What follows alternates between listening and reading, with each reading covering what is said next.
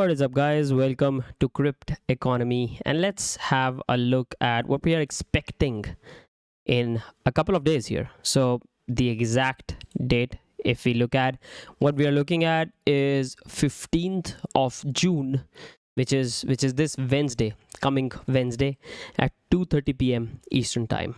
And why are we looking at this date? Let's have a look. So first of all, CPI numbers, you guys are already aware. The numbers came out to be at 8.6% with an expected number to be at 8.2%. So we were pretty high from the expectations, and we saw the US markets pull back. We saw the crypto markets go bonkers. At the same time, we saw a lot of FUD around Ethereum. So let's have a look at what's going on with Ethereum, with Bitcoin, and what we can expect this Wednesday rather. Now on this Wednesday, first of all, I want to just touch on that a little bit. Powell, he said mid-May, by the way, that the Fed will not hesitate to keep raising interest rates until inflation comes down. And the inflation actually seems to go up, right? We've basically seen inflation at a 40-year high. And what that means is this Wednesday, we are going to see increased rates. Now, they were going to go through quantitative tightening, which is where they offload their balance sheet, their bonds, their treasury bonds, and papers.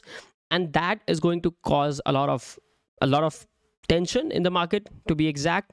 And on Wednesday, what's more important, in my opinion, as these guys have pointed it out as well, what Powell says actually is going to be much more important than the interest rates, because this, like raising interest rates, this is something that everybody knows is going to happen, and more or less the markets are pricing in all of this. So when we saw the crash, there was a big chance that this was already priced in that crash, in the Friday crash.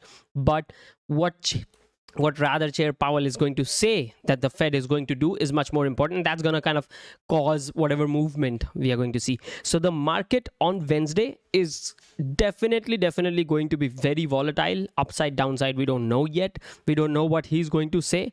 But when he comes and he says whatever he says, the market is definitely going to react to that, right? Now, Jerome Powell, as if you don't know, he's the chairman of the Fed, and he's the guy responsible for kind of making the final decisions for what's going to happen, right? In terms of inflation, in terms of increasing the interest rates and whatnot.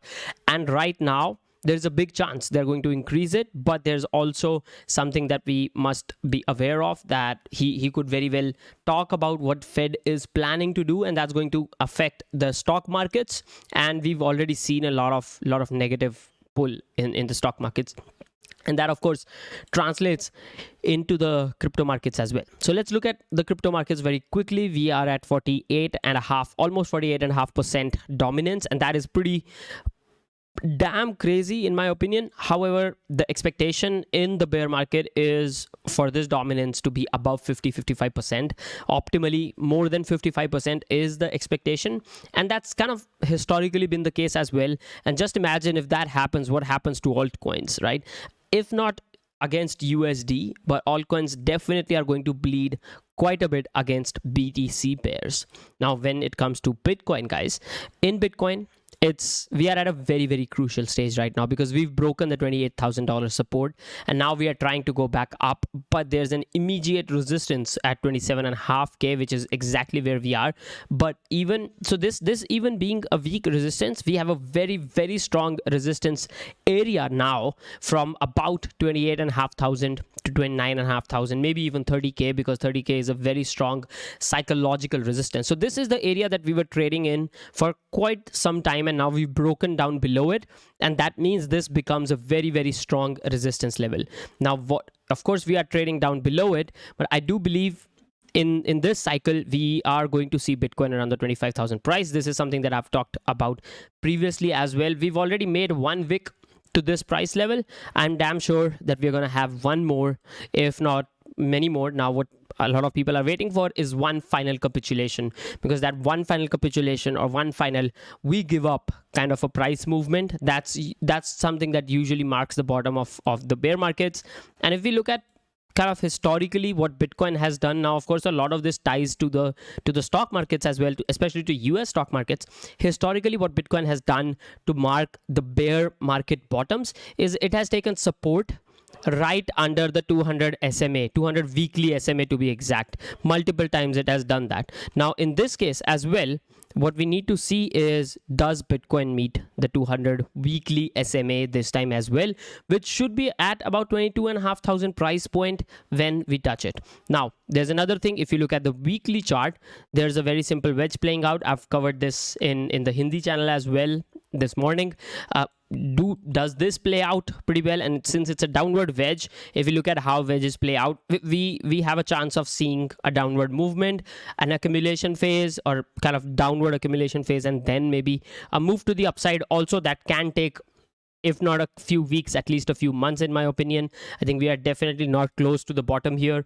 There's just because of the macroeconomic conditions. So we must have a look at what the macroeconomic conditions say and then move forward with whatever is happening. Now, number 2 is Ethereum. Ethereum has been facing a lot of FUD. I've done a detailed Hindi video on this. So if you guys understand Hindi, would be awesome if you can check out the main channel for that.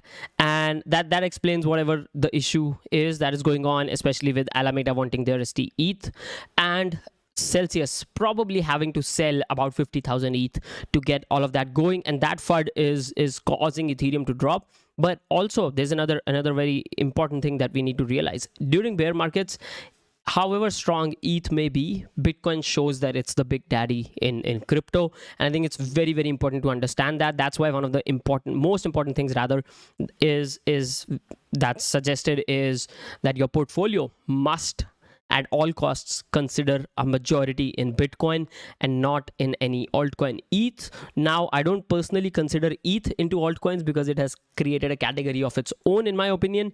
But at the same time, we are looking at how weak still ETH is towards FUDs, right?